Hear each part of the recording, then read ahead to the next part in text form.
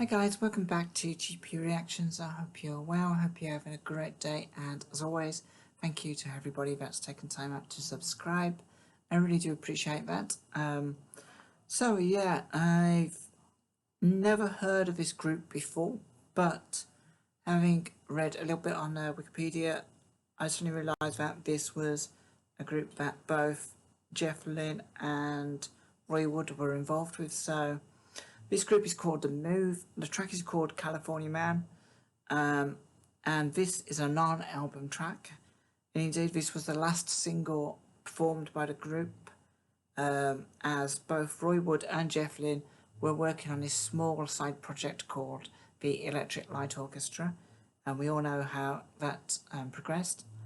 So this track was entered the UK Top 40 on the 13th of May 1972, and it peaked at number 7. Also in this group we had Bev Bevan on drums and percussion, Trevor Burton on guitars and bass, Phil Tree on bass and vocals, Abby Brandt on keys, keyboards and vocals, Tony Kesley on guitar and vocals. The song itself was written by Roy Wood. I'm not entirely sure what to expect from this performance, as I'm a little confused as to who actually performed on this track. So whether Jeff Lynne is performing on this track or Roy Wood or both, I couldn't tell you. So as this is a Top of the Pops performance, I'm about to find out, hopefully. And hopefully this won't get blocked either. So without further ado, this is The Move with California Man.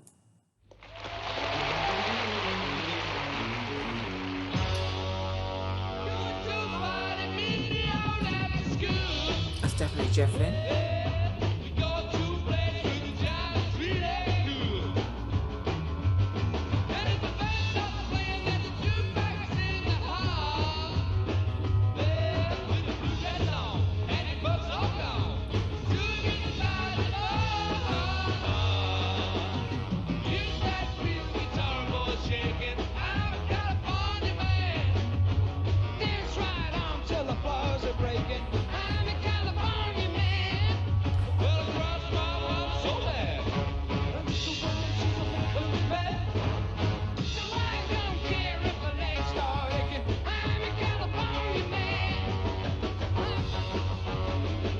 Really picking up vibes of both ELO and Wizard in this.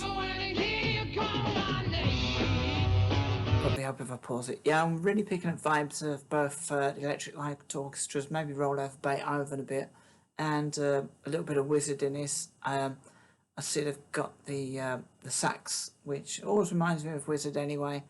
But we've also got, is it like the big thing's a double bass, isn't it? So that's definitely your Electric Light Orchestra.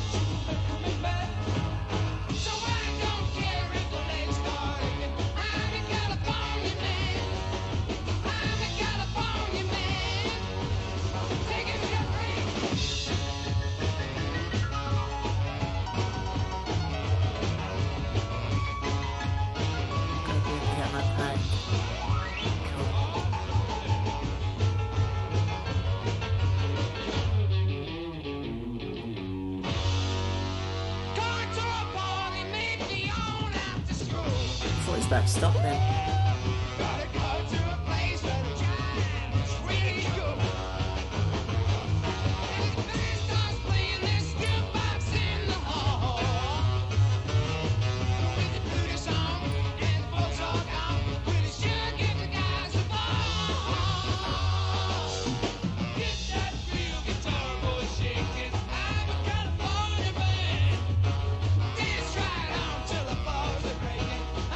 California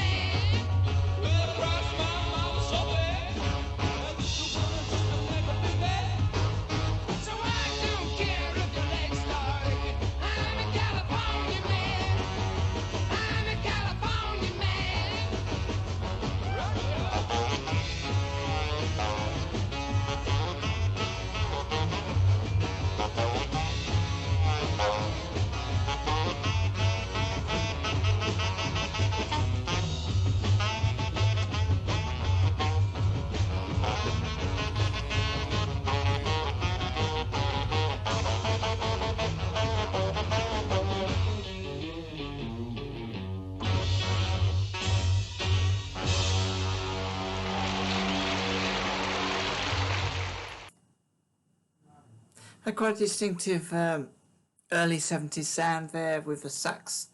Very a feel of the band Wizzard. I'm not sure whether how far Wizzard was beyond this track. And yeah, definitely a little feel of early Electric Light Orchestra too. And it kind of had a Showaddywaddy kind of feel to it, which for anyone who remembers Showaddywaddy, they were around for a long time during the 70s, it seemed, and they had multiple hits every year. So they were like the Shakin' Stevens of the 70s.